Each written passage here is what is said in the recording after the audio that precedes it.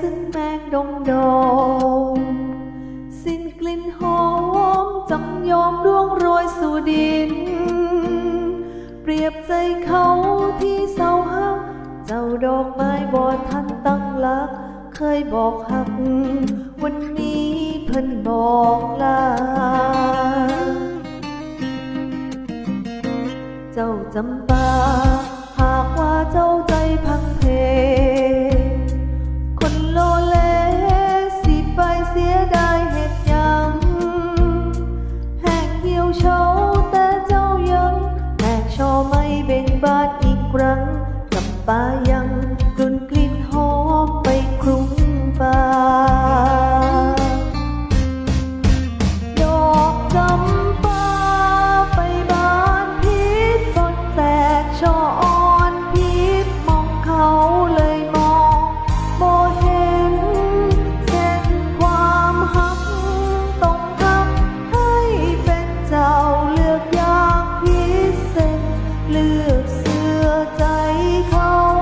เจ้าดอกจำปา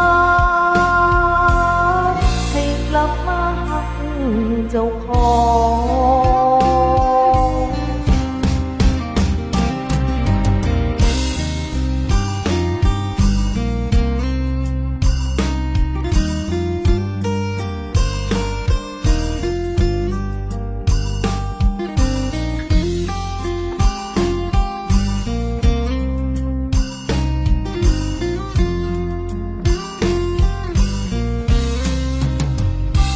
ใจที่ลอยลองให้จ้องหัวใจเจ้าคื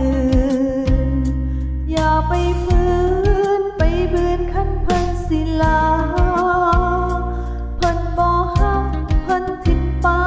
ดอกจำปายังเป็นจำปาเจ้าก็อยากขึ้นคล้ายอย่าเศร้าเลยดอกจำปา